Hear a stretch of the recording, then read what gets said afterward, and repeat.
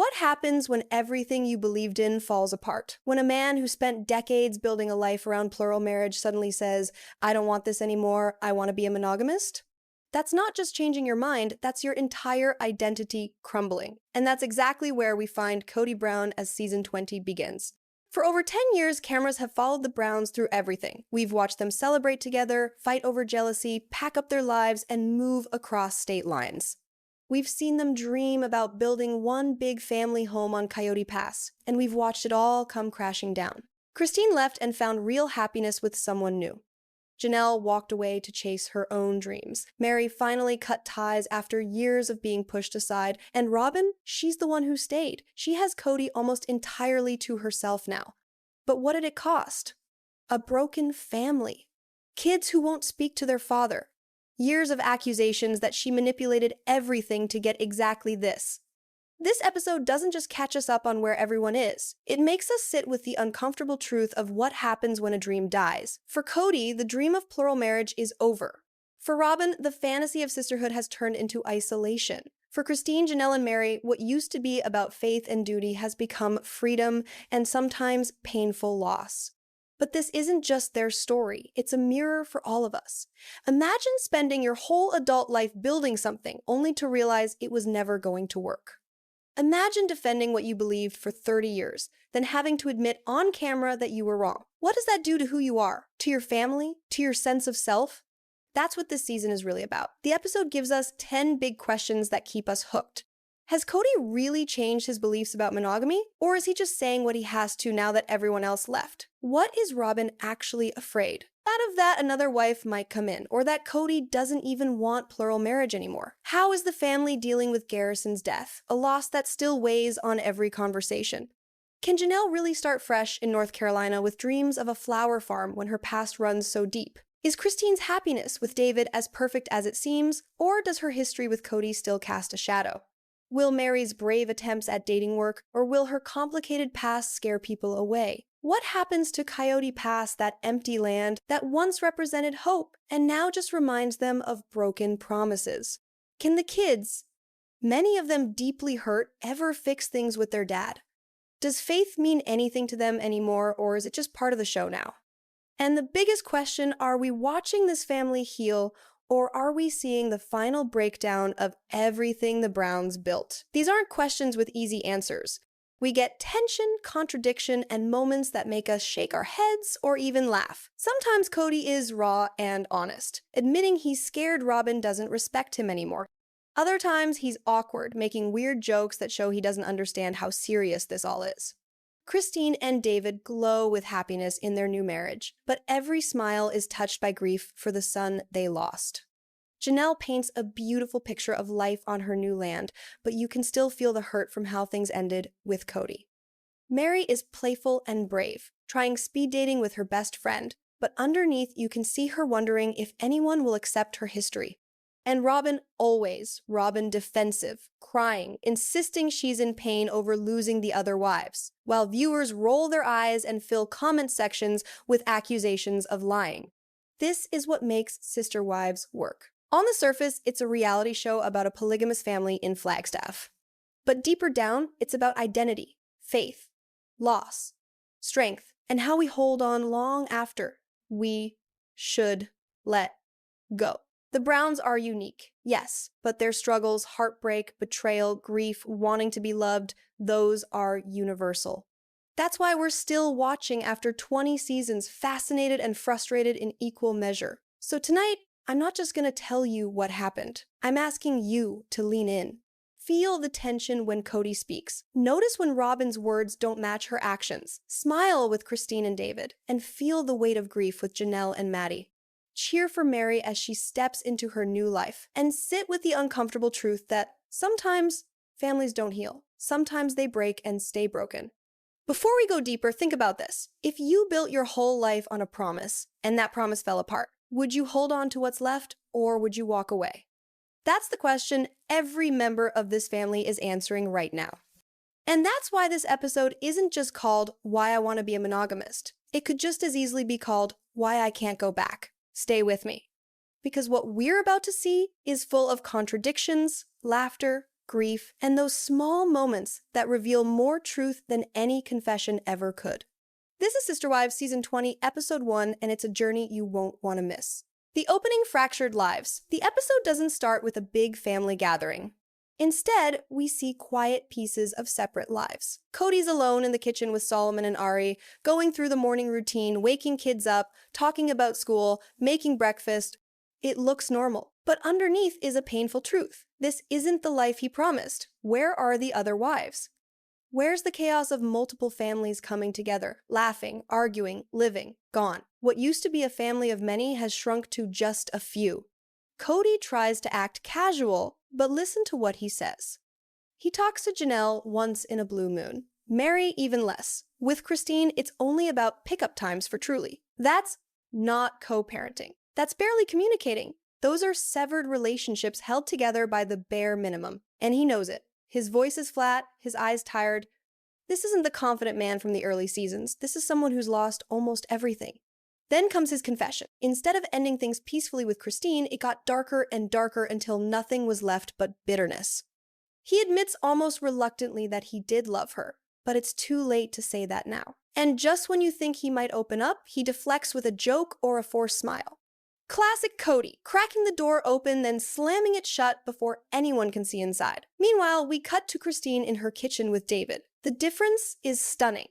While Kody stumbles over regrets, Christine is beaming, laughing about Tuscan white bean soup, joking that soup is my love language. She's playful, grounded, genuinely happy. She says marriage with David feels easy. They're older, wiser, not fighting over little things. But then, in the same breath, her face changes. She remembers Garrison. The grief catches in her voice. I miss him every day, she says softly. That moment hits hard because it shows us joy and grief aren't opposites. They exist together. Christine might be in love, but she's also a mother mourning her son. And as much as she wants to embrace this new chapter, the loss follows her everywhere. Then we see Janelle. She's in North Carolina, trying to find her place. She jokes about meeting people at coffee shops and local events, but underneath there's hesitation.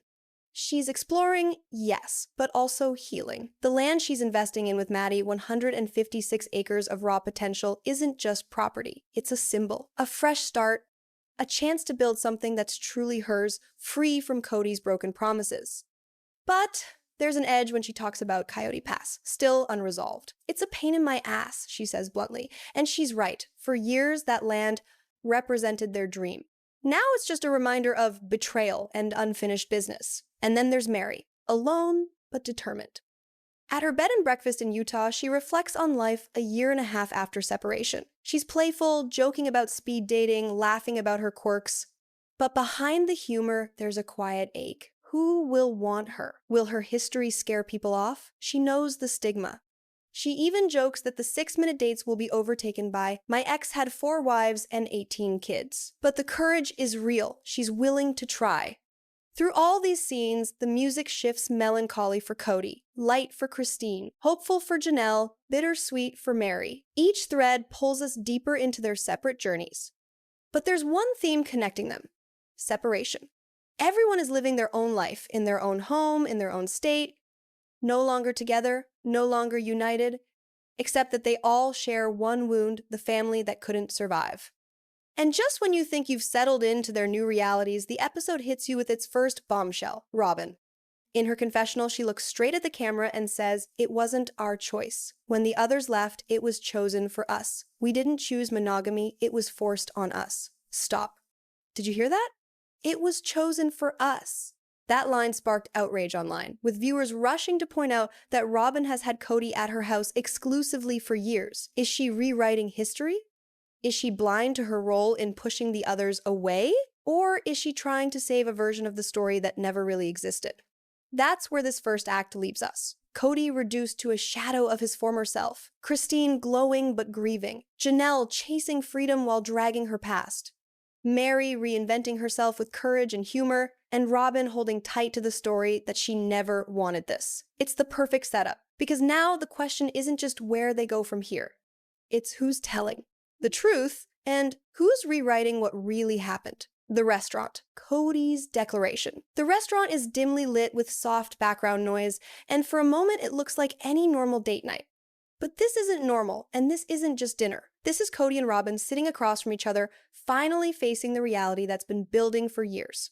And it comes out when Kody says, "I want to be a monogamist." At first, it almost sounds romantic, a husband choosing his wife above everyone else.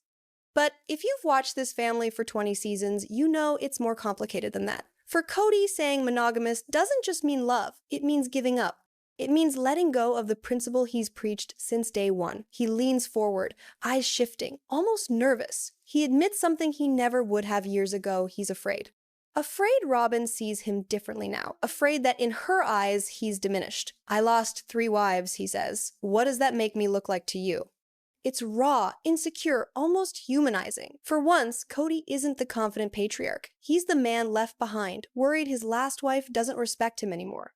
But Robyn resists just enough to keep the tension alive. She reminds him they didn't choose monogamy. It was chosen for them. She's not celebrating his declaration. She's framing it as circumstance, not choice. And there's the sting. While Kody wants to present this as devotion, Robyn makes it sound like they had no other option. And then, in true Kody fashion, he ruins his moment of vulnerability with humor. The infamous licking joke. She asks him to cut her food. He makes a crude crack about licking knives and forks. And suddenly, what could have been meaningful takes a sharp, awkward turn. He laughs at his own joke while Robyn half grins, half cringes. Viewers at home, disgusted. Comment sections exploded with people saying they nearly threw up at the awkwardness. But here's the thing. That scene isn't just bad humor. It's a window into who Kody is right now. A man who can't sit in discomfort, who hides insecurity behind crude jokes, who wants to believe monogamy is his choice even as everything suggests otherwise. As the scene closes, Robyn quietly questions the future. Would she even want plural marriage again if the chance came? Would he? The conversation hangs there unfinished. Which leaves us with the real question. Is this truly Kody embracing monogamy, or is it simply his only option now that Christine, Janelle, and Mary have all walked away? The episode doesn't answer yet. It lets us sit with that tension, wondering if monogamy comes from rejection, not choice. Can it ever really work? Christine and David. Joy and grief, Christine's scenes start in that familiar place, her kitchen, the heart of her home. But this time, it's different. This isn't the kitchen of a struggling polygamous wife. This is the kitchen of a woman who finally chose herself. David is there with her, and instantly everything feels lighter. There's laughter, teasing, playful banter over Tuscan white bean soup, Christine joking that soup is my love language. It's domestic, ordinary, intact. But after everything she's been through, that ordinary feels extraordinary. The energy between Christine and David is effortless. They tease each other like old friends, but hold each other like newlyweds. They even joke about their marriage being easier than most first-year couples because, as Christine points out, when you're older, you stop sweating the small stuff. It's charming, hopeful. For once, love doesn't look like sacrifice. It looks like freedom. But Christine isn't living only in joy. The shadow of Garrison's death hovers close. The camera lingers as she admits softly, "I miss him every day." She says he feels present, like he's always with them. But she confesses the nights are hardest when a photo pops up on her phone, or when the house falls quiet. Her grief is raw but dignified, slipping between smiles and tears. This contrasts Christine's laughter with David and her tears for Garrison becomes the heartbeat of her story. One moment she's cheering Maddie and David in a playful race, celebrating life, and the next she's holding back tears, remembering her son. It reminds us that grief doesn't disappear when joy arrives. They live side by side. And David, to his credit, meets her grief with presence. He doesn't overshadow it or try to fix it. He simply stands with her, a steady partner. That balance is what makes their relationship resonate. It's not just new love. It's new love built in the aftermath of loss. But here's the quiet question left hanging. Can joy truly thrive when grief always has a seat at the table? Christine is radiant, yes, but will the shadow of her past keep finding its way into every happy moment? The episode doesn't give us the answer. It lets us carry that question forward, rooting for Christine, aching for her loss, and wondering if this marriage can hold both. Janelle's dream, land and legacy. The scene shifts to wide open skies and untamed land in North Carolina. Janelle walks the property with Maddie and Caleb, her voice carrying that mix of excitement and practicality we know so well. This isn't just land, it's a dream taking shape. 156 acres of raw earth, waiting to become something meaningful. She unrolls an aerial map, pointing out where septic systems tested well, where the road will run, where houses and barns could stand. Her vision spills out: a flower farm, cabins for visitors, a garden, a place to gather. And then, almost tenderly, she mentions Garrison. His presence is still here. They're planning a memorial garden for him, a quiet place dedicated not just to his memory, but to everyone struggling with mental health. You can feel the weight this land is more than a project. It's healing, legacy, an anchor for grief and hope. Around her, there's laughter, Maddie and Caleb joking about names like Bob Boulevard for the road, referencing Garrison's nickname. It's bittersweet, but beautiful. The family, even in pieces, is trying to build something meaningful through this land. But the contrast hits hard when Janelle talks about Coyote Pass. Her words turn sharp. It's a pain in my ass. What was supposed to be their shared dream is now just baggage, weighed down by Kody's inaction and endless conflict. She knows he blames her and Mary for not cleaning it up, but she's clear it's his responsibility, his mess. Beneath her frustration is something deeper: disappointment. The man who once promised partnership has disappeared, leaving her to handle everything alone. Still, Janelle doesn't wallow. She's always been the practical builder of this family. And here in North Carolina, she's building again. A new future, a new gathering place, a new version of family. But the question lingers. Can Janelle's vision of family gatherings, of laughter and healing on this land ever become real when her ties to Kody remain so broken? Her dream is vivid, but dreams need people to fill them. And right now, Janelle's table, like her land, feels too empty. Second chances. Mary's story begins with a quiet but significant moment at her bed and breakfast. There's a calmness now, a weight lifted, as she moves through the space with new confidence. But there's also vulnerability. Tonight, she's stepping into the world of dating something she never imagined doing again at this stage of life: speed dating. The words sound almost absurd coming from her. After decades in a plural marriage, she's supposed to condense herself into 6-minute conversations with strangers. How do you even begin to explain the complexities of her life, let alone find someone willing to accept it? At the event, Mary is almost playful, teasing one man about her infamous snort laugh and making light of the whole awkward setup. There's an easygoing charm to her, but also quiet tension. These aren't just casual dates, they're a test of her worth, her ability to be seen and loved again. In her confessional, Mary opens up about something deeper. After years in a plural marriage, she admits that being truly chosen by someone without competition or reservation feels like a distant dream. I want to be loved, not tolerated, she says. And for a moment, her voice wavers. It's a vulnerable admission that reveals more than longing for romance. It's about needing validation, self-acceptance after so many years in the shadows.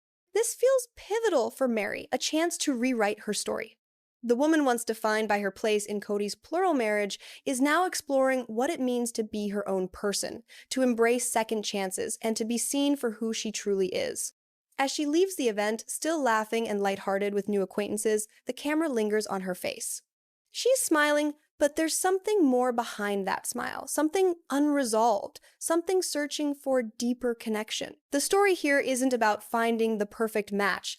It's about rediscovering her worth, one date at a time.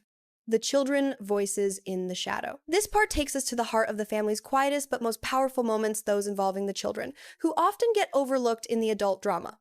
The adults may dominate conversations, but it's the children who carry the weight of the Brown family's choices. And in this episode, we see the emotional toll they continue to bear.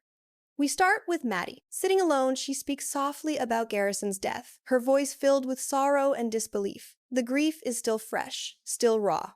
Her words contrast sharply with the scenes of joy we've seen earlier. Where Christine and David share lighthearted moments, Maddie's pain is a heavy silence that can't be ignored. Her reflection is honest. I just want to hug him. The words are simple but piercing, the longing for the brother she lost so suddenly. Still overwhelming. There's no neat resolution here. The family's grief doesn't end with Garrison's funeral. It lingers. For Maddie, it's about finding a way forward. But that journey isn't straightforward. Some days feel like progress, others like she's stuck, unable to move past the pain. Then we shift to Leon. The maturity in their voice is striking. While Maddie still feels the rawness of loss, Leon seems more at peace, offering a quieter, more reflective take on grief. It's a painful yet necessary acceptance. For Leon, Garrison's death is something they've made peace with, though the weight remains. He's always present, Leon says, reminding us that grief doesn't leave, it stays, shifting and evolving, taking different forms over time. The heaviness in their voice shows the toll, but there's also quiet strength in the acceptance. And then there's Gabriel. He's more direct in his frustration. Frustration not just at the loss, but at the broken relationship with his father, Kody. He openly expresses his anger at being left behind, the neglect that came from Kody's choice to invest his energy in Robyn and her children. Gabriel's words aren't angry in a traditional sense. They're raw, unfiltered, and heartbreaking. He's a child torn between love for his father and the disappointment of being cast aside. The emotional weight is clear. For all the talk of healing, for all the dreams of family gatherings on the land in North Carolina or Coyote Pass, the children's voices are a stark reminder that healing isn't simple. It's messy, layered, and often painful. And this is where the episode leaves us grief unresolved, and the lingering question the family is avoiding. How can they rebuild what was broken when the foundation Kody's love and attention was so fractured? This act doesn't offer answers. It simply asks the hard questions. How do you heal when the wounds were never acknowledged? Coyote Pass. The ghost of a dream, Coyote Pass. The land. The dream. The land. Symbol of everything the Brown family once believed they could build together. For years, it was supposed to be the shared family compound, the place where they'd all live, love, and grow side by side forever. It was meant to be the grand culmination of their journey. But now, Coyote Pass has become something very different. A ghost. A reminder of broken promises, unfulfilled dreams, and the shattered vision of a family that couldn't be what it seemed. The episode brings us back to Coyote Pass, but this time, there's no excitement. No plans for grand homes or communal living. Instead, the land is a place of unresolved conflict, resentment, and a dream that has fallen apart piece by piece. The camera lingers on the barren terrain, the dirt roads, the scattered remnants of plans that once seemed so full of hope. There's no sign of the once anticipated family compound, no construction, no unity, just emptiness. As the camera pulls back, Kody's voice breaks in during a confessional. His words are heavy with frustration. Cleaning up Coyote Pass is not something Janelle and Mary are going to do. It's my responsibility. There's a strange mix of annoyance and guilt in his tone. He's not speaking as someone excited about fulfilling his dream, but as someone who feels burdened by a task that's entirely his. The dream of Coyote Pass, a dream that should have been shared by everyone, now rests squarely on Kody's shoulders. And yet, there's no motivation from him to see it through. He's emotionally disconnected from the land, as disconnected as he is from the family that was supposed to make it real. In this moment, the land isn't just unused property. It's a reflection of Kody's choices. It's where he pushed away his wives, one by one. It's where the future he promised became something that could never come true. Coyote Pass isn't just about land or buildings. It's about broken relationships, missed opportunities, and a dream that became an endless series of delays and disappointments. Janelle, in a rare moment of bluntness, shares her feelings about Coyote Pass. It's a pain in my ass, she says flatly. There's no sugarcoating. She's frustrated. The land that was supposed to be the foundation of their future is nothing more than a constant reminder of their failures. She knows deep down that the dream of Coyote Pass has slipped away, and she's unwilling to keep dragging herself through the mess of unfinished business. Yet, as much as she wants to move on and embrace the possibilities of her new life in North Carolina, there's still a lingering feeling that she's been left behind. That the dream, like the man who promised it, is incomplete. Kody, meanwhile, continues to hold on to a fragile thread of hope that Coyote Pass might one day be realized. But his words betray him. There's a lot of stuff left behind by Janelle, he says, his voice tinged with irritation. She was using the RV and now I'm supposed to clean up all this mess? There's clear frustration here, not just with Janelle's lack of involvement, but with the entire situation. Kody has been left with the burden of completing the dream, but his resentment is palpable. The passion that once fueled the idea of Coyote Pass, the vision of building a family compound where they could all live together, is gone. Instead, there's only bitterness, resentment, and the harsh reality that this dream, like so many others, will likely never come to pass. And then there's the underlying issue, the family. The wives may have walked away, but Kody is still clinging to the idea that Coyote Pass could somehow bring them back together. He clings to the notion that if the land were finished, the family could still be unified. But we all know that's not true. The land can't heal wounds that were created long before the property was ever purchased. Coyote Pass is a physical manifestation of the emotional distance that has crept between Kody and his wives. The land can't solve the conflict, nor can it fix the broken relationships. It's a futile dream, and Kody knows it, but he's unwilling to admit it to himself. Throughout the episode, the contrast is stark. Janelle and Mary are moving on, finding their own paths, while Kody remains stuck in the past. He's holding on to this dream of Coyote Pass, but it's clear the land no longer means what it once did. For Janelle, Coyote Pass is a painful reminder of unfulfilled promises, while for Kody, it's a desperate last grasp at the family he lost. Kody's unwillingness to confront the truth is what makes Coyote Pass such a powerful symbol. It's not just land, it's the embodiment of his failure to create the family he envisioned. It's the thing everyone else has walked away from, but he can't seem to let go of. As the episode continues, the tension builds. We're left with a question that looms over the entire family. Can the dream of Coyote Pass ever be realized, or is it forever doomed to be a ghost haunting the family with what could have been? In the end, it's not about the land. It's about Kody's emotional detachment from the dream, from the family, and from his own responsibilities. It's about how his inability to confront the collapse of his plural marriage has kept him chained to a future that no longer exists. And as long as Kody refuses to let go of that dream, he will remain stuck. Coyote Pass isn't just a property. It's a metaphor for the Brown family's broken legacy. And the question now is, will they ever be able to move on from it? Faith and contradiction. In this section, the spiritual foundation that once held the Brown family together is called into question. For years, the family's faith in polygamy and the religious principles guiding their lifestyle were treated as the cornerstone of their unity. Yet with each passing season, those very beliefs are beginning to unravel. This is about faith, how it shaped their lives, how it betrayed them, and how they're now grappling with a reality that doesn't align with the ideals they once held dear. Kody begins by speaking openly in a confessional about his spiritual struggles. He acknowledges that he once felt a deep, undeniable calling to live plural marriage as part of his religious faith. But now, as the family fractures and his relationships with his wives deteriorate, there's a shift in his perspective. The words spiritual divorce echo in the background, and it becomes clear. Kody is beginning to question the faith that has been his guiding principle for so long. For the first time, he speaks about feeling as if he's lost his spiritual footing, but he doesn't fully know what that means. The certainty he once had is now replaced with confusion, doubt, and a growing sense of betrayal. His faith was supposed to be a source of strength, but now it feels like a crumbling foundation. Meanwhile, Robyn, who has often been Kody's most loyal ally in the name of faith, offers a contradictory view. She speaks about the spiritual divorce some wives have chosen and how she's felt the pressure of religious expectations. But her words are coated with defensiveness. She insists their choice to embrace monogamy wasn't theirs, it was forced upon them. It's clear from how she speaks that she's still holding on to the idea of spiritual connection, but it's hard to ignore that her insistence on monogamy has created a rift not only between her and Kody, but also with the larger family. What's striking in these moments is the tension between the spiritual and the personal. On one hand, faith was meant to unite them, yet in practice, it's become a source of division. It's clear that Kody and Robyn are both struggling to reconcile their beliefs with their actions, and neither is fully at peace with the path they're on.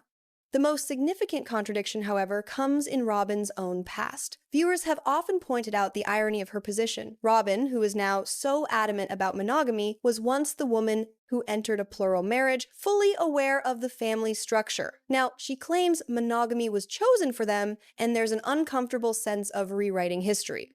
Her words ring hollow to many viewers who recall how much effort she put into securing her place in Kody's life, while simultaneously undermining the relationships he had with the other wives. Her defense of monogamy feels less like a spiritual choice and more like an attempt to justify the exclusive relationship she shares with Kody.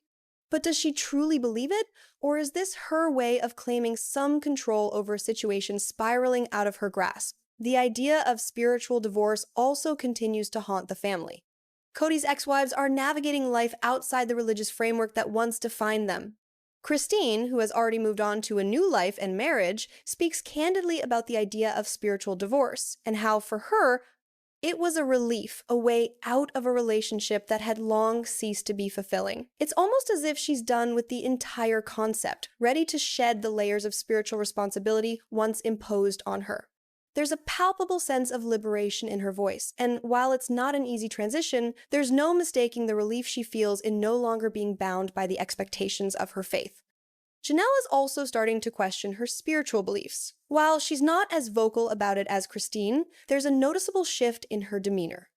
She's pursuing her own path now, setting up her life in North Carolina, and it's clear her faith is no longer what it once was.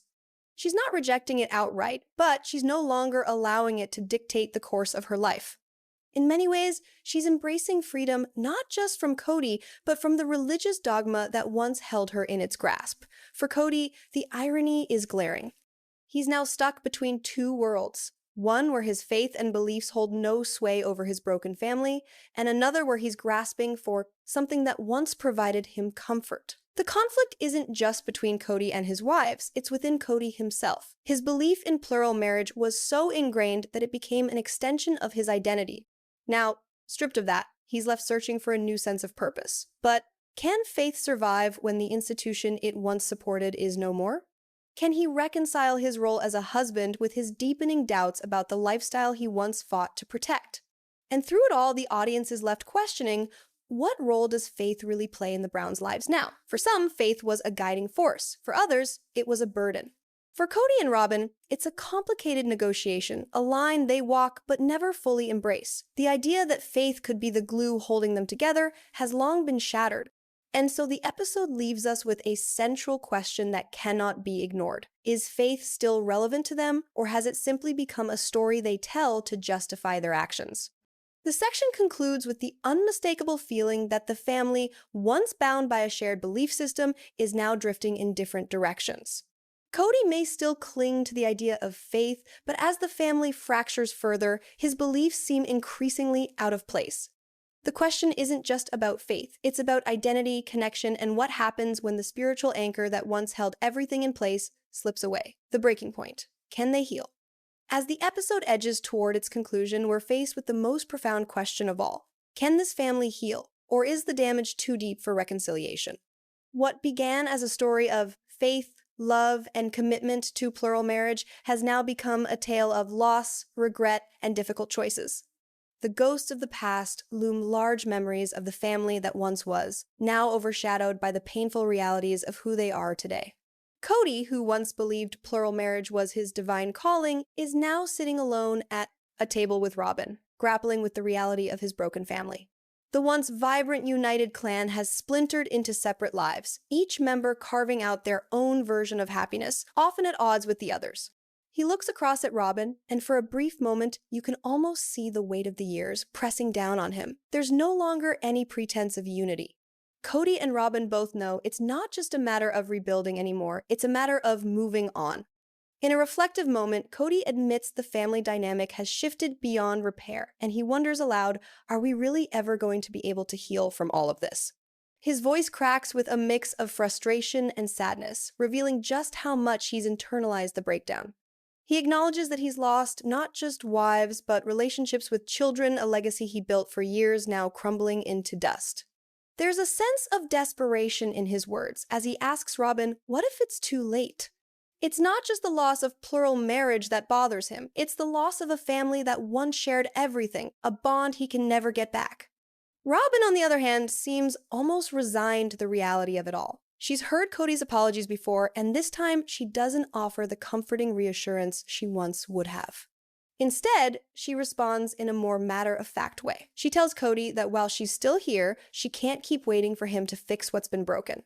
Her quiet acknowledgement of this truth feels like an acceptance that the life they had is no longer possible. It's no longer about fixing it for her, it's about finding a way to live with the fallout.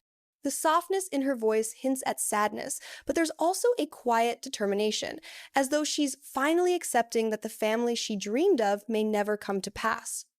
Meanwhile, the rest of the family is living in their own separate worlds. Christine has found peace with her new marriage, and her joy is evident, yet even she is not untouched by the lingering scars. As we see her laughing with David, there's a moment where the camera lingers on her face and we catch a flicker of something unspoken.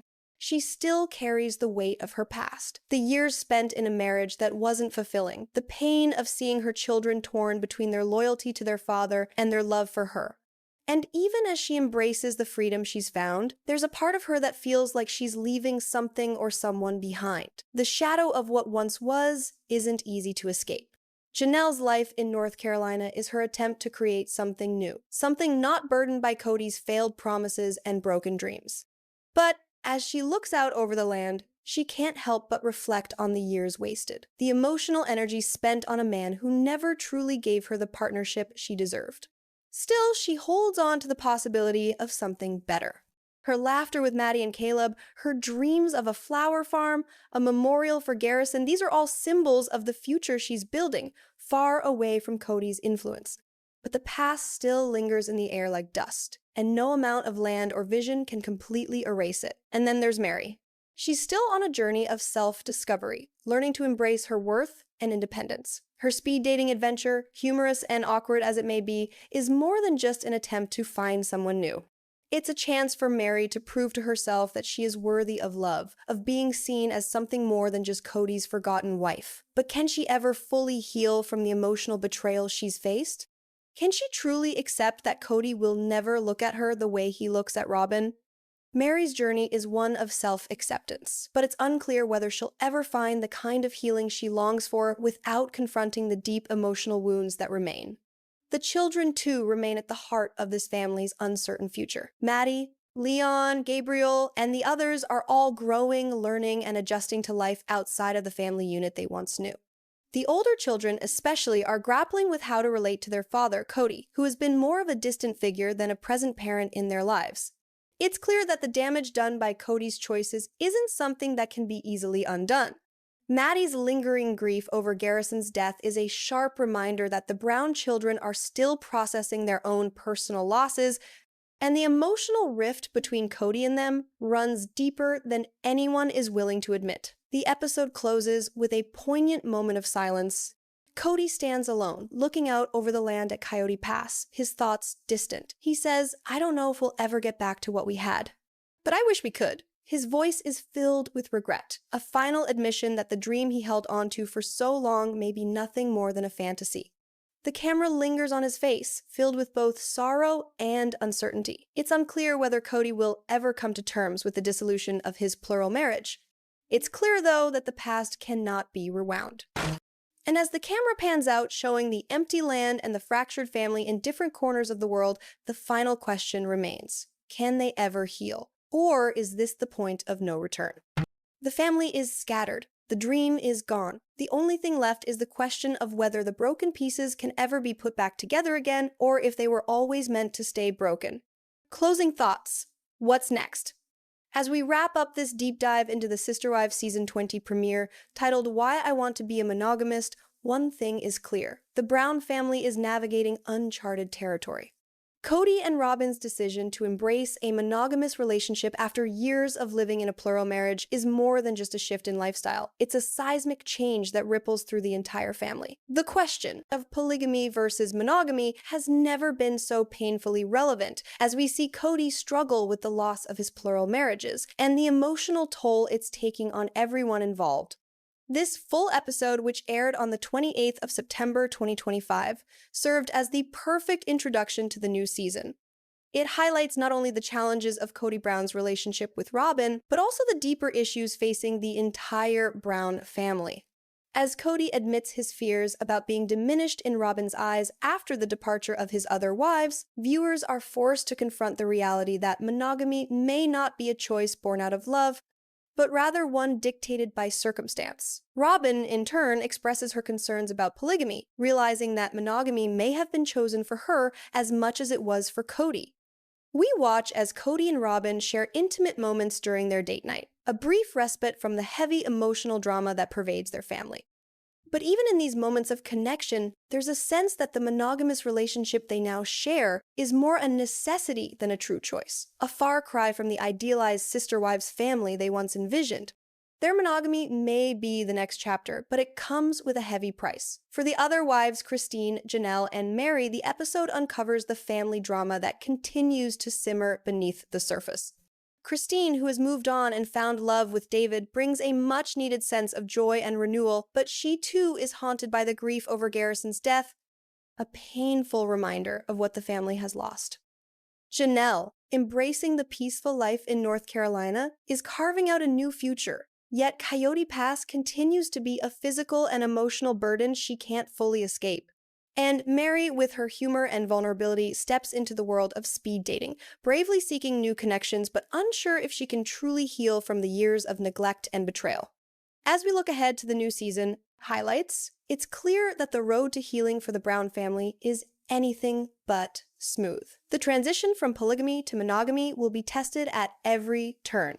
The emotional rifts are deep, the wounds still fresh, and while there are moments of hope, Christine's new marriage, Janelle's dreams for the future, the ghost of the past, continues to haunt them all. Sister Wives Season 20 is shaping up to be one of its most emotional seasons yet. The struggle for identity, love, and family unity is palpable. And while Kody and Robyn may try to forge a new life in monogamy, the question remains, can the Brown family truly heal, or are they destined to remain fractured? As we say goodbye to this first episode, one thing is certain. Sister Wives is far from over. The journey to find peace, whether in a monogamous relationship or not, is just beginning. With each episode, viewers will be drawn deeper into the personal and collective struggles of the Brown family, watching them attempt to rebuild their lives amid the wreckage of a family dream that no longer exists. But as always with TLC's Sister Wives, the story continues to unfold, and we're all here, eagerly waiting to see what happens next.